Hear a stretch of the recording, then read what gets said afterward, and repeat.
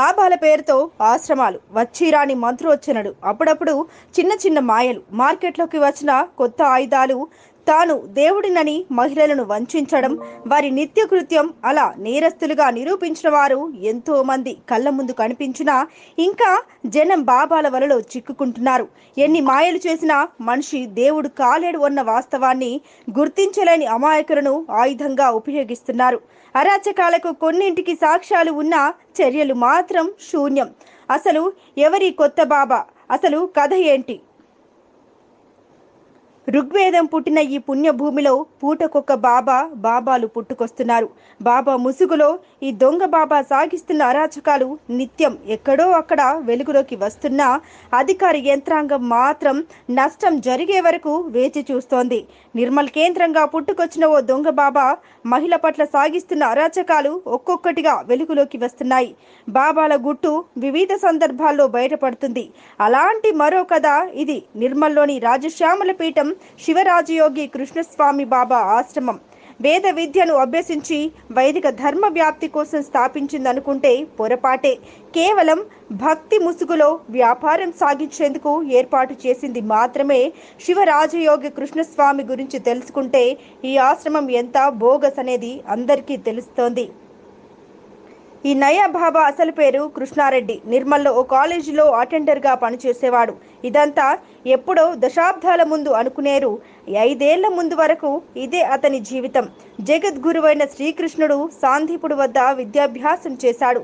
కురు కుమారుడు ద్రోణాచార్యుడి శిష్యరికంలో సాటిలేని యోధులు తయారయ్యారు. అంటే గురుముఖంగా మాత్రమే విద్యను అభ్యసించాలి, లేకుంటే నిష్ప్రయోజనం అవుతుంది.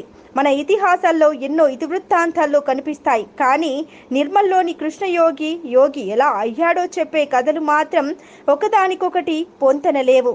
పూలన్ బాబా శిష్యుడిని అని ఆయన ద్వారా ఆత్మ దర్శనం జరిగిందని ఒకసారి చెప్తాడు. దానిపై పూలన్ బాబా శిష్యులు ఆగ్రహించడంతో నిర్మల మాతాజీ శిష్యుడిని చెబుతూ ఉంటాడు. నిర్మల మాతాజీ భౌతికంగా లేకపోవడాన్ని ఆసరాగా తీసుకొని ఈ విధమైనటువంటి ప్రచారం జరిగింది. దానికి నిర్మల మాతాజీ శిష్యులు అంగీకరించలేదు. మరి ఎక్కడ మంత్రోపదేశం పొందాడు? జవాబు లేని ప్రశ్న.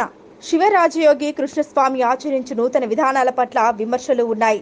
దైవారాధన చేయడానికి వైదిక ధర్మాలను 3 విధాలు చెబుతాయి: మంత్రం, యంత్రం, తంత్రం.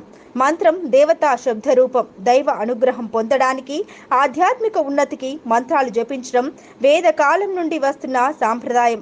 ఇక మంత్రానికి యంత్రం లేక రూపం దేవతలు ఆవహించి ఆరాధించే కేంద్రం. ఇక ఆరాధన, ఉపాసన ప్రక్రియ విశేషాలు తెలియజేసేది. తంత్రం అంటే మంత్ర యంత్ర ఉపాసన జ్ఞానమే తంత్రం. ఒక మాటలో చెప్పాలంటే దేవతలు ప్రకృతి శక్తులు వశం చేసుకోవడానికి మంత్రాలు.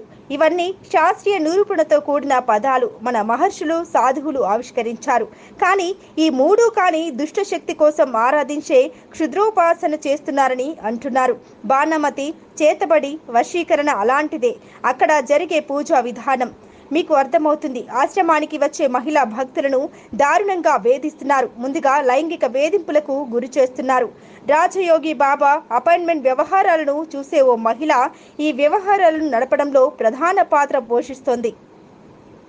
లొంగిపోతే సరే, లేకుంటే ఆ స్త్రీల పట్ల వ్యవహరించిన తీరు దారుణం. రోజంతా వారికి నరకం చూపిస్తారు. చేతి నుండే ఫోన్ తీసుకొని వారి వ్యక్తిగత డేటాను సేకరిస్తారు. దొంగ బాబా అనుచరుడొకరు కత్తిపట్టి మరీ బెదిరిస్తారు. వెనుకబడిన వర్గాలకు చెందిన వారైతే వారి పట్ల ఎంత దారుణంగా వ్యవహరిస్తారో బయటికి చెప్పలేరు. కుంకుమార్చన పేరుతో భక్తులను ఆకర్షించే ప్రయత్నాలు సాగుతున్నాయి. నిర్జలంగా అక్కడి వ్యవస్థలు జరుగుతున్న అన్యాయాన్ని చూస్తూ ప్రేక్షక పాత్ర పోషిస్తున్నాయి. ఎవరైనా ఫిర్యాదు చేయడానికి ప్రయత్నిస్తే వారిని బెదిరించి తెగబడుతున్న తీరు అక్కడి అరాచకాలకు నిదర్శనం. భక్తి సాంప్రదాయ ముసుగులో అనైతిక కార్యకలాపాలకు పాల్పడే ఈ బాబా విషయంలో జాగ్రత్తగా ఉండాలి. ఆ బాధిత మహిళ ఫిర్యాదు ఇచ్చినా చర్యలు కనిపించకపోవడం పలు అనుమానాలకు తావిస్తోంది. ఇప్పటికైనా చర్యల దిశగా సర్కారు ముందడుగు వేస్తుందేమో వేచి చూడాలి.